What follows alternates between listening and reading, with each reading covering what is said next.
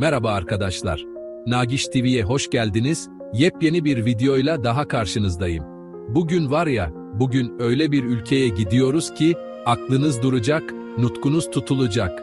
Danslarıyla, futboluyla, o bitmek bilmeyen enerjisiyle, doğa harikalarıyla adeta bir efsane olan Brezilya'dan bahsediyorum. Eminim birçoğunuz Brezilya'yı sadece Rio Karnavalı ya da süperstar futbolcularıyla tanıyorsunuzdur ama size öyle şeyler anlatacağım ki yok artık bu kadarını da beklemiyorduk diyeceksiniz. Bugün sizlere Brezilya hakkında bilmeniz gereken şaşırtıcı gerçeği anlatacağım. Hazırsanız kemerleri bağlayın çünkü bu yolculuk çok heyecanlı olacak. Başlayalım. Gerçekten de Brezilya dediğimizde aklımıza gelen ilk şeyler genellikle samba, plajlar ve futbol oluyor. Ama bu devasa ülke yüzeyin altında o kadar çok gizem ve ilginç bilgi barındırıyor ki hepsini öğrendiğinizde Brezilya'ya bakış açınız tamamen değişecek. Buna eminim. Amazon ormanlarının kalbi burada atıyor. Dünyanın en büyük karnavalı burada yapılıyor ve kahvenin ana vatanlarından biri. Daha neler var, saymakla bitmez. Bu videoda Brezilya'nın o renkli ve hareketli kültürünün derinliklerine dalacağız, tarihine göz atacağız ve sizi şaşkına çevirecek detayları bir bir ortaya çıkaracağız. Sizin de benimle aynı heyecanı paylaşacağınızı biliyorum. Brezilya'nın farklı bir yüzünü, bilinmeyen bir özelliğini ortaya koyacak. Belki de bu videodan sonra bir sonraki tatil planınızı Brezilya için yapmaya başlarsınız, kim bilir. Lafı daha fazla uzatmadan o inanılmaz gerçeklere doğru yelken açalım. Enerjimiz tavan yapsın çünkü Brezilya maceramız resmen başlıyor. Hadi bakalım ilk gerçekle coşkuyu başlatalım. Herkes Brezilya'yı bilir ama başkentini sorduğumuzda Rio diyenler, São Paulo diyenler çıkar. Ama durun bakalım, işin aslı öyle değil. Brezilya'nın başkenti, fütüristik mimarisiyle göz kamaştıran Brasília. Evet, yanlış duymadınız, Brasília. Bu şehir 1960 yılında özel olarak başkent olması için planlanmış ve sıfırdan inşa edilmiş modern bir harika. Koskoca bir başkenti planlayıp yapmak ne kadar büyük bir vizyon gerektirir. Lúcio Costa ve Oscar Niemeyer gibi efsane mimarların elinden çıkmış bu şehir adeta bir uzay üssünü andırıyor ve kesinlikle görülmeye değer bir yer. Rio ya da São Paulo kadar popüler olmasa da ülkenin idari kalbi burada atıyor. Şimdi gelelim nüfus meselesine. Brezilya dediğimizde aklınıza ne kadar büyük bir kalabalık geliyor. Sıkı durun çünkü rakam gerçekten devasa. Brezilya'nın nüfusu yaklaşık olarak tamına 213 milyon. Bu rakamla Brezilya, dünyanın en kalabalık ülkeleri arasında ilk sıralarda yer alıyor. Bu kadar büyük bir nüfus aynı zamanda inanılmaz bir kültürel çeşitliliği de beraberinde getiriyor. Avrupa'dan, Afrika'dan, Asya'dan göçmenlerin ve yerli halkların karışımıyla oluşan bu renkli mozaik, Brezilya'yı gerçekten eşsiz kılıyor. Her köşesinde farklı bir hikaye, farklı bir gelenekle karşılaşmanız mümkün. Bu devasa insan seli, ülkenin enerjisini ve canlılığını da besliyor. Peki, bu kadar insan nerede yaşıyor? İşte burada da yüz ölçümü devreye giriyor. Brezilya, tam 8,5 milyon kilometrekarelik devasa bir yüz ölçümüne sahip. Bu ne demek biliyor musunuz? Neredeyse bir kıta kadar büyük. Güney Amerika kıtasının neredeyse yarısını kaplıyor ve dünyanın en büyük 5. ülkesi konumunda. Bir ucundan diğer ucuna gitmek bile günler sürebilir. Bu geniş topraklar üzerinde Amazon ormanları gibi el değmemiş doğa harikalarından milyonluk metropollere kadar her şeyi bulabilirsiniz. Bu büyüklük, ülkenin yönetimini ve kaynakların dağılımını da oldukça zorlu bir hale getiriyor ama Brezilya, bu devasa coğrafyasıyla gerçekten hayranlık uyandırıyor. İşte böyle arkadaşlar, başkentiyle, nüfusuyla ve yüz ölçümüyle Brezilya gerçekten de dev bir ülke. Modern başkenti Brasília, 213 milyonluk dinamik nüfusu ve 8,5 milyon kilometrekarelik uçsuz bucaksız topraklarıyla göz dolduruyor. Bu rakamlar bile tek başına Brezilya'nın ne kadar etkileyici bir yer olduğunu anlamamıza yetiyor. Sakın bir yere ayrılmayın çünkü Brezilya'nın gizemli dünyasına doğru yolculuğumuz daha yeni başlıyor. Bu devasa ülkenin diğer sırlarını keşfetmek için sabırsızlanıyorum. Eminim siz de öylesinizdir.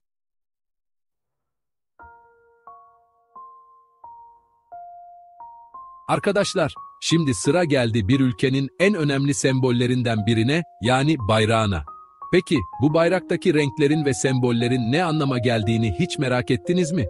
İşte şimdi bu sır perdesini aralıyoruz. Brezilya bayrağı, gerçekten de derin anlamlar taşıyan, üzerinde düşünülmüş bir tasarıma sahip. İlk bakışta, yeşil bir zemin üzerinde, sarı bir eşkenar dörtgen ve onun da ortasında yıldızlarla dolu mavi bir daire görüyoruz.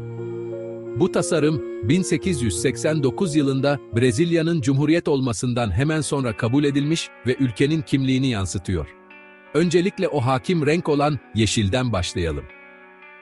Bayrağın zeminini oluşturan bu canlı yeşil renk, Brezilya'nın uçsuz bucaksız ormanlarını, özellikle de dünyanın akciğerleri olarak bilinen Amazon ormanlarını temsil ediyor. Ülkenin ne kadar büyük bir kısmının yeşille kaplı olduğunu. Bu renk aynı zamanda umudu ve ülkenin doğal zenginliklerini de simgeliyor.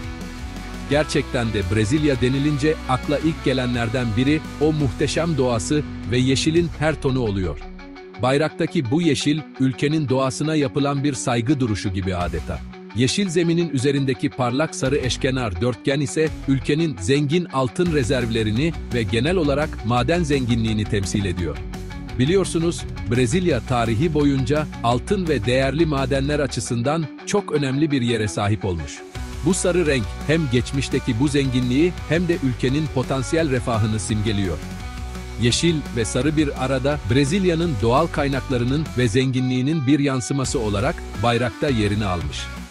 Bu iki renk aynı zamanda eski imparatorluk hanedanının renkleriymiş, yani tarihsel bir bağları da var.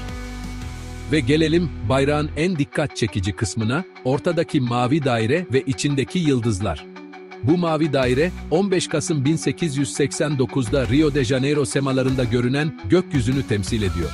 Yani Cumhuriyet'in ilan edildiği günkü gökyüzü. Ne kadar anlamlı değil mi? Dairenin içindeki 27 beyaz yıldız ise Brezilya'nın eyaletlerini ve federal bölgesini simgeliyor. Her bir yıldız, belirli bir eyaleti temsil ediyor ve yıldızların konumu da o günkü gökyüzündeki gerçek takım yıldızlarına göre düzenlenmiş. Ayrıca mavi daireyi kesen beyaz bir kuşak üzerinde Ordeme Progresso yazar, bu da düzen ve ilerleme anlamına gelir. Bu slogan pozitivizm felsefesinden esinlenilmiş. Gördüğünüz gibi Brezilya bayrağı sadece renklerden ve şekillerden ibaret değil, her bir detayı ülkenin tarihini, coğrafyasını ve ideallerini anlatıyor. İnanılmaz!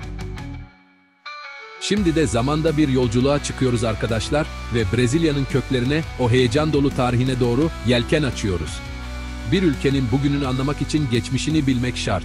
Brezilya'nın hikayesi de gerçekten çok katmanlı ve ilgi çekici. Her şey Avrupalıların bu topraklara ayak basmasından çok daha önce burada yaşayan yerli kabilelerle başlıyor. Tupi, Guarani gibi birçok farklı yerli grup bu topraklarda kendi kültürlerini, dillerini ve yaşam biçimlerini sürdürüyordu. Ta ki 1500 yılında Portekizli kaşif Pedro Álvares Cabral ve filosu Hindistan'a gitmek isterken rotadan sapıp tesadüfen Brezilya kıyılarına ulaşana kadar. İşte bu olay Brezilya tarihinin en önemli dönüm noktalarından biri oldu. Cabral'ın bu topraklara ayak basmasıyla birlikte Portekiz kolonizasyon dönemi başladı. İlk başlarda Portekizliler, bölgedeki pau-brasil adı verilen ve kırmızı boya elde edilen değerli bir ağaçla ilgilendiler. Zaten ülkenin adı da bu ağaçtan geliyor. Ancak zamanla, özellikle şeker kamışı plantasyonlarının kurulmasıyla birlikte sömürgecilik faaliyetleri yoğunlaştı. Bu plantasyonlarda çalıştırılmak üzere milyonlarca Afrikalı köleleştirilerek Brezilya'ya getirildi. Bu durum, Brezilya'nın demografik yapısını ve kültürünü derinden etkiledi ve maalesef tarihin karanlık sayfalarından biri olarak kaldı. Altın ve elmas gibi değerli madenlerin keşfiyle birlikte sömürge yönetimi daha da güçlendi ve Brezilya, Portekiz İmparatorluğu için hayati bir gelir kaynağı haline geldi. Yüzyıllar süren Portekiz egemenliğinin ardından 19. yüzyılın başlarında bağımsızlık rüzgarları esmeye başladı. Napolyon savaşları sırasında Portekiz kraliyet ailesinin Brezilya'ya kaçması ve Rio de Janeiro'yu imparatorluğun merkezi yapması Brezilya'nın statüsünü yükseltti. Ancak kraliyet ailesi Portekiz'e döndükten sonra burada kalan Prens Pedro, Brezilya halkının da desteğiyle 7 Eylül 1822'de bağımsızlık ya da ölüm, Independencia ou Morte diye bağırarak Brezilya'nın Portekiz'den bağımsızlığını ilan etti ve Inci Pedro adıyla Brezilya İmparatoru oldu.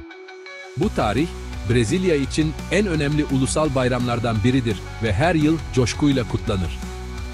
Bağımsızlığın ardından Brezilya, imparatorluk ve cumhuriyet dönemleri yaşadı. 1888'de köleliğin kaldırılması, 1889'da cumhuriyetin ilanı gibi önemli olaylar birbirini izledi. 20. yüzyıl boyunca ülke, çeşitli siyasi ve ekonomik çalkantılar yaşasa da büyük bir gelişim göstererek bugünkü konumuna ulaştı. Getúlio Vargas dönemi, askeri diktatörlük yılları ve ardından gelen demokratikleşme süreci, Brezilya'nın yakın tarihinin önemli kilometre taşlarıdır. Gördüğünüz gibi, Brezilya'nın tarihi acı tatlı birçok olayla dolu ama her biri bugünkü Brezilya'yı şekillendiren önemli dersler içeriyor. Bu derin tarihi bilmek, ülkeye olan bakış açımızı kesinlikle zenginleştiriyor. Arkadaşlar, şimdi gözlerinizi kapatın ve kendinizi yemyeşil bir cennette hayal edin. İşte Brezilya'nın doğal güzellikleri tam da böyle bir etki yaratıyor insanda. İlk olarak dünyanın en büyük ve en ünlü nehri olan Amazon Nehri'nden bahsetmemek olmaz. Bu devasa nehir, binlerce kilometrelik uzunluğuyla And Dağları'ndan doğup Atlas Okyanusu'na dökülüyor ve geçtiği yerlerde inanılmaz bir ekosisteme hayat veriyor.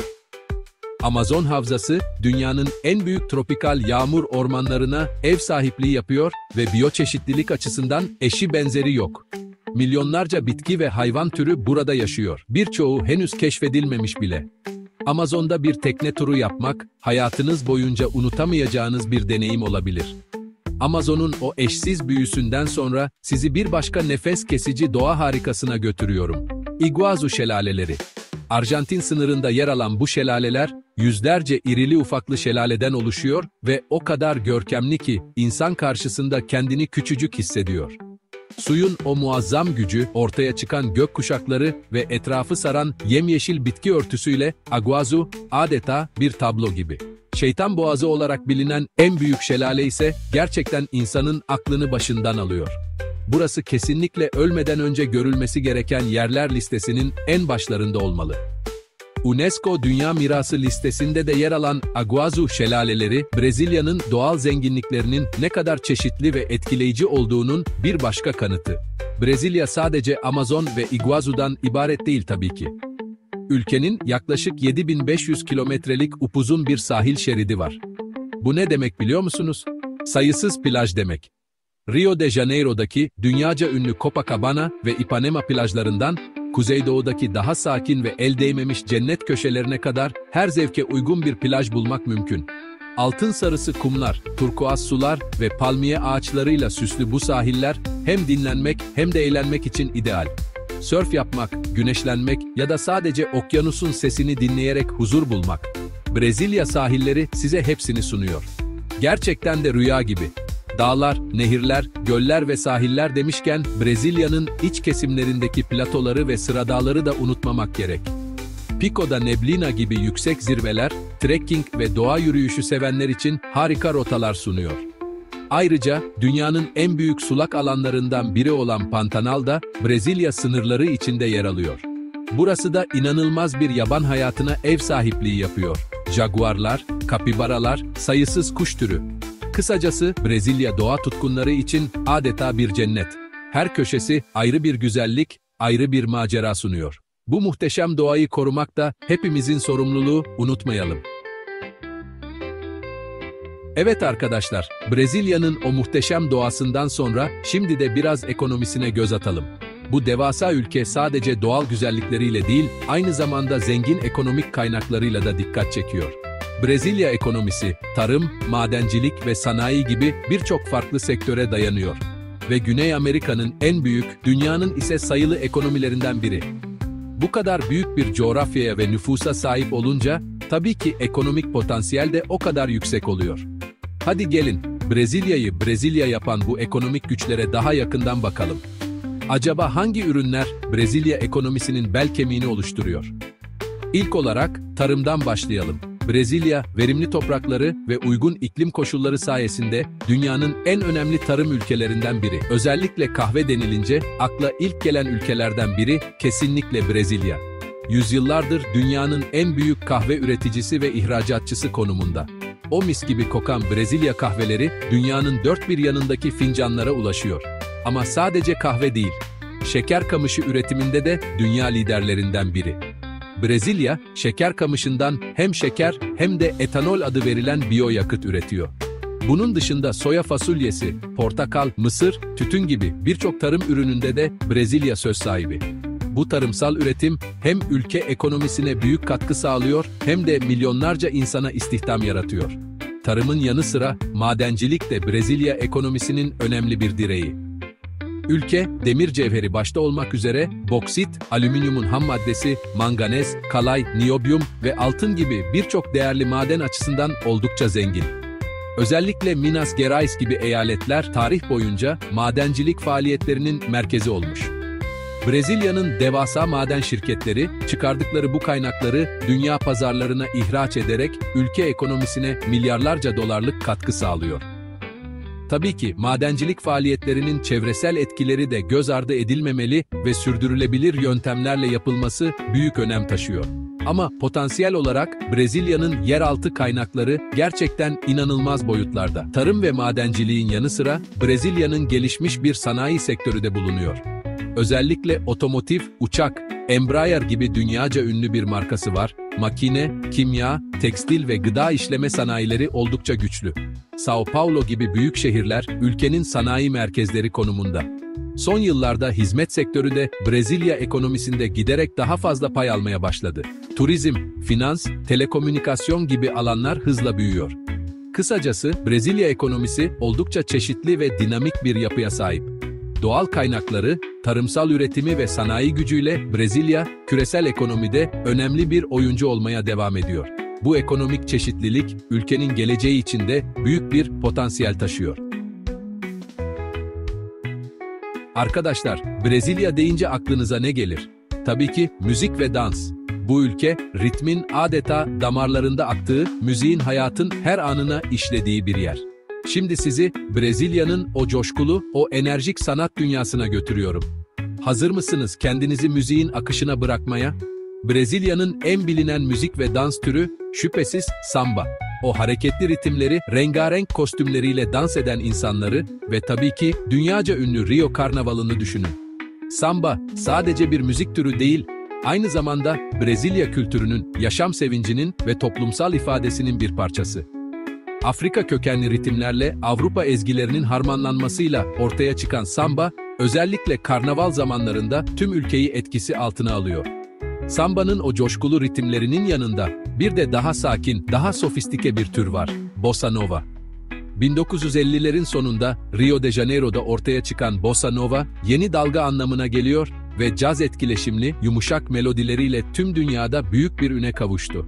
Antonio Carlos Jobim, Vinícius de Moraes ve João Gilberto gibi efsane isimler, Bossa Nova'nın en güzel örneklerini yarattılar.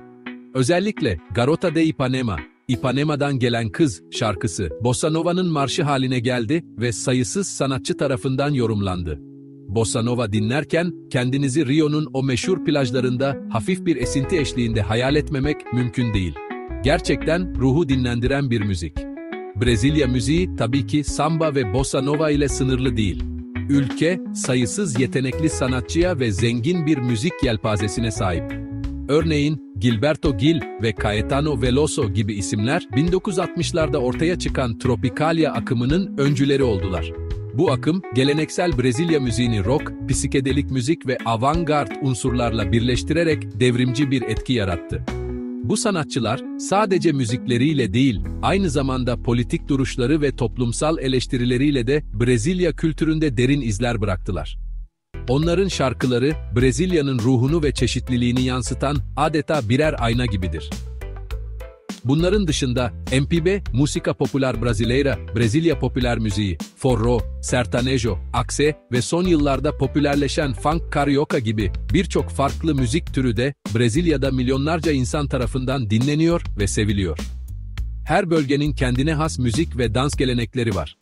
Capoeira'yı da unutmamak lazım. Hem bir dövüş sanatı hem de müzik ve dansla iç içe geçmiş kültürel bir miras. Kısacası, Brezilya'da müzik ve dans hayatın vazgeçilmez bir parçası. Bu ritimler, Brezilya'nın enerjisini, tutkusunu ve kültürel zenginliğini tüm dünyaya taşıyor. Bu müzikleri dinlerken yerinizde duramayacağınıza eminim. Müzikten sonra şimdi de midelerimizi şenlendirme zamanı geldi arkadaşlar. Brezilya mutfağı da tıpkı kültürü gibi renkli, çeşitli ve inanılmaz lezzetli. Bu devasa ülkenin her bölgesinde farklı tatlar, farklı yemekler bulabilirsiniz ama bazıları var ki tüm Brezilya'nın ortak gözdesi. Hazırsanız Brezilya'nın en meşhur yemeklerine doğru lezzetli bir yolculuğa çıkıyoruz. Uyarayım, bu bölüm biraz acıktırabilir. Brezilya denilince akla gelen ilk yemeklerden biri, hatta belki de en ünlüsü feijoada. Bu yemek, siyah fasulye ve çeşit parçalarının kulak, kuyruk, sosis gibi uzun süre pişirilmesiyle hazırlanan doyurucu bir güveç yemeği. Genellikle pirinç, farofa, kavrulmuş manyok unu, lahana ve portakal dilimleriyle birlikte servis ediliyor. Çarşamba ve cumartesi günleri birçok restoranda feijoada günü ilan edilir ve aileler, arkadaşlar bir araya gelip bu lezzeti paylaşır. Gerçek bir Brezilya klasiği. Sokak lezzetleri olmadan bir ülke mutfağı eksik kalır. Brezilya'da bu konuda oldukça zengin. En popüler sokak atıştırmalıklarından biri kesinlikle pão de queijo, yani peynirli ekmek. Tapioka unu, peynir ve yumurtayla yapılan bu minik yuvarlak ekmekçikler dışı çıtır çıtır, içi ise yumuşacık ve sakız gibi. Kahvaltıda, kahve yanında ya da günün herhangi bir saatinde atıştırmalık olarak tüketiliyor. Bir kere tadına baktınız mı bağımlısı olmanız işten bile değil, o kadar lezzetli. Bir diğer efsane sokak lezzeti ise coxinha. Bu, tavuk etiyle doldurulmuş, armut şeklinde kızartılmış bir hamur işi. Dışı çıtır, içi ise kremsi ve bol tavuklu. Brezilya'da her köşe başında coxinha satan bir yer bulabilirsiniz. Ayaküstü atıştırmalıkların kralı diyebiliriz. Tabii ki Brezilya mutfağı bu kadarla sınırlı değil.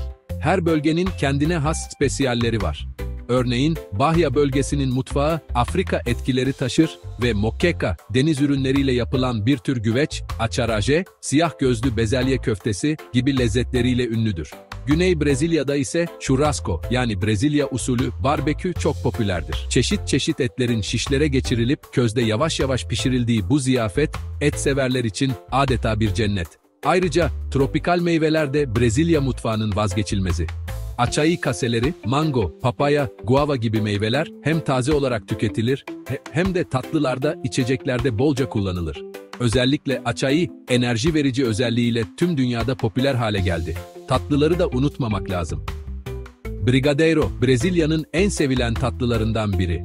Yoğunlaştırılmış süt, kakao ve tereyağı ile yapılan, üzeri çikolata granülleriyle kaplı bu minik toplar, özellikle doğum günlerinin ve kutlamaların vazgeçilmezi. Hindistan cevizli versiyonu ve kindim, yumurta sarısı ve Hindistan cevizli bir tatlı de çok popüler. Gördüğünüz gibi Brezilya mutfağı hem doyurucu ana yemekleri, hem lezzetli sokak atıştırmalıkları, hem de tatlılarıyla gerçekten keşfedilmeyi bekleyen bir hazine. Bu lezzetleri tatmak için bile Brezilya'ya gitmeye değer. Arkadaşlar, Brezilya'nın sadece bugünü değil, geçmişi ve doğal zenginlikleri de o kadar değerli ki birçoğu UNESCO tarafından dünya mirası olarak kabul edilmiş. Bu yerlerin tüm insanlık için olağanüstü bir değere sahip olduğu ve korunması gerektiği anlamına geliyor. Brezilya, hem kültürel hem de doğal miras alanında UNESCO listesinde birçok yere sahip. Bu da ülkenin ne kadar zengin bir mirasa ev sahipliği yaptığını gösteriyor. Şimdi gelin bu özel yerlerden bazılarına daha yakından bakalım ve neden bu kadar önemli olduklarını anlayalım. Doğal miras alanlarından başlayalım. Daha önce bahsettiğimiz Iguazu Milli Parkı, o muhteşem şelaleleriyle tabii ki bu listenin en başında yer alıyor. Iguazu şelalelerinin o eşsiz güzelliği, biyoçeşitliliği ve jeolojik oluşumu onu evrensel bir değer haline getiriyor. Sadece şelaleler değil, parkın içindeki yağmur ormanları da birçok endemik bitki ve hayvan türüne ev sahipliği yapıyor. Burayı ziyaret etmek, doğanın gücüne ve ihtişamına tanık olmak demek. Gerçekten de kelimelerle anlatmak zor, yaşamak lazım. Bir diğer önemli doğal miras alanı ise Amazon Merkez Koruma Kompleksi. Burası Amazon Havzası'nın en büyük korunan alanı ve dünyanın en zengin biyoçeşitliliğe sahip bölgelerinden biri. Milyonlarca hektarlık bu alan, sayısız nehir, göl ve ormanı içinde barındırıyor. Jaguar, pembe nehir yunusu, kara kayman gibi birçok nadir ve tehlike altındaki tür burada yaşıyor. Bu alanın korunması sadece Brezilya için değil, tüm gezegenimizin ekolojik dengesi için hayati önem taşıyor. UNESCO'nun burayı listeye alması da bu önemin bir göstergesi.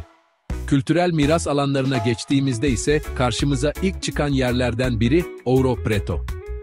Minas Gerais eyaletinde bulunan bu tarihi kasaba, 18. yüzyılda Brezilya'nın altın hücumunun merkeziydi. O dönemde biriken zenginlikle inşa edilen barok tarzı kiliseler, köprüler ve konaklar, bugün hala ayakta ve kasabaya eşsiz bir atmosfer katıyor. Daracık Arnavut kaldırımlı sokaklarında dolaşırken, kendinizi adeta zamanda yolculuk yapmış gibi hissediyorsunuz. Aleijadinho gibi ünlü sanatçıların eserleriyle süslü bu kasaba, Brezilya'nın sömürge dönemine ait mimarinin ve sanatın en güzel örneklerini sunuyor. Bunların dışında, Salvador de Bahia'nın tarihi merkezi, Olinda'nın tarihi merkezi, Brasilya'nın modern mimarisi, evet, modern bir şehir de dünya mirası olabiliyor. Pantanal Koruma Alanı gibi daha birçok yer, Brezilya'nın UNESCO listesinde yer alıyor. Her biri, ülkenin farklı bir yüzünü, farklı bir zenginliğini temsil ediyor. Bu yerleri ziyaret etmek, Brezilya'nın hem doğal güzelliklerini hem de kültürel derinliğini daha iyi anlamamızı sağlıyor. Bu mirasları korumak ve gelecek nesillere aktarmak da hepimizin görevi. Bu kadar değerli hazineye sahip olmak gerçekten inanılmaz. Ve geldik son maddemize arkadaşlar. Ama kesinlikle en az diğerleri kadar heyecan verici bir madde. Brezilya denilince akla ilk gelen şeylerden biri neydi? Tabii ki futbol. Bu ülkede futbol, bir spordan çok daha fazlası, bir tutku, bir yaşam biçimi, adeta bir din. Bebekler doğar doğmaz ayaklarına top değdirilir, sokaklarda yalınayak top koşturan çocuklar görürsünüz, maç günleri hayat durur. Brezilya'nın futbolla olan bağı o kadar güçlü ki bunu anlamak için orada olmak, o atmosferi solumak lazım. Jogo Bonito, yani güzel oyun felsefesiyle oynanan Brezilya futbolu, yetenekli oyuncuları, teknik kapasitesi ve estetik hareketleriyle tüm dünyayı büyülüyor.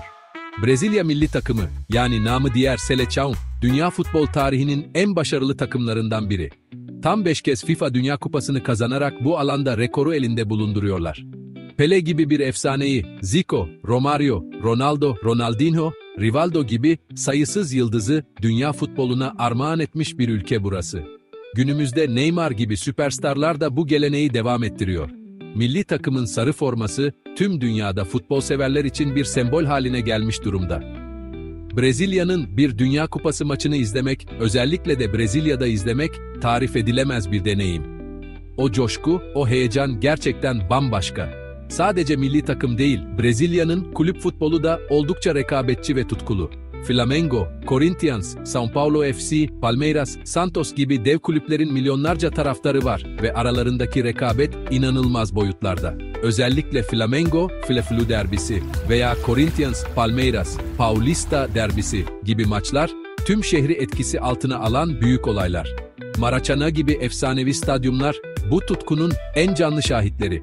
Taraftarların tezahüratları, tribünlerdeki o renkli görüntüler, futbolun Brezilya'da ne kadar derinden yaşandığını gözler önüne seriyor. Bir Brezilya Ligi maçı izlemek, futbol severler için kesinlikle unutulmaz bir anı olacaktır. Futbolun gölgesinde kalsa da, Brezilya'da başka popüler sporlar da var. Voleybol, hem erkeklerde hem de kadınlarda Brezilya'nın dünya çapında çok başarılı olduğu bir branş. Plaj voleybolu da tabii ki çok popüler. O güzelim sahillerde sürekli voleybol oynayan insanlar görebilirsiniz. Basketbol, Formula 1, Ayrton Senna gibi bir efsaneleri var. Dövüş sanatları, özellikle Brezilya Jiu-Jitsu'su dünya çapında çok yaygın ve tabii ki Capoeira da Brezilya'da sevilen ve takip edilen sporlar arasında. Ama ne olursa olsun futbolun yeri her zaman ayrı. Brezilya'nın kalbi futbolla atıyor desek yeridir. Bu tutkuyu görmek bile başlı başına bir deneyim. Evet arkadaşlar, Brezilya hakkında birbirinden şaşırtıcı 10 gerçeği öğrendiğimiz bu inanılmaz yolculuğun sonuna geldik. Gerçekten de Brezilya, her köşesi ayrı bir dünya, her detayı ayrı bir hayranlık uyandıran muhteşem bir ülke. Başkentinden nüfusuna, dilinden bayrağına, tarihinden doğasına, ekonomisinden sanatına, yemeklerinden sporuna kadar her yönüyle bizi büyüledi. Şahsen ben bu videoyu hazırlarken Brezilya'ya bir kez daha aşık oldum ve umarım sizler de benimle aynı duyguları paylaşmışsınızdır. Bu kadar renkli, bu kadar enerjik bir kültüre sahip olmak gerçekten inanılmaz.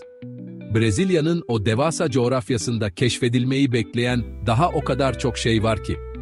Belki bir gün hep birlikte bir Brezilya turu yaparız, ne dersiniz? Amazonlarda kaybolur, Iguazu'da ıslanır, Rio'da samba yapar, Bahia'nın lezzetlerini tadarız. Hayal etmesi bile güzel. Bu videoyla size Brezilya'nın sadece küçük bir penceresini aralayabildim ama umarım bu pencereden gördüğünüz manzara hoşunuza gitmiştir ve bu muhteşem ülke hakkında daha fazla şey öğrenmek için içinizde bir merak uyandırmışımdır. Unutmayın, dünya keşfedilmeyi bekleyen harikalarla dolu ve Brezilya'da bu harikaların en başında geliyor. Umarım Brezilya hakkında öğrendiğiniz bu bilgiler hoşunuza gitmiştir. Eğer videoyu beğendiyseniz ve bu tarz içeriklerin devamının gelmesini istiyorsanız, lütfen videoyu beğenmeyi, yorum yapmayı ve tabii ki kanalıma abone değilseniz, abone olmayı unutmayın. Sizin destekleriniz benim için çok önemli ve beni daha fazla içerik üretmek için motive ediyor. Bir sonraki videoda hangi ülkeyi ya da hangi konuyu işlememi istersiniz, yorumlarda belirtin. Şimdilik benden bu kadar, kendinize çok iyi bakın. Daha fazla video için kanalıma abone olmayı unutmayın. Görüşmek üzere.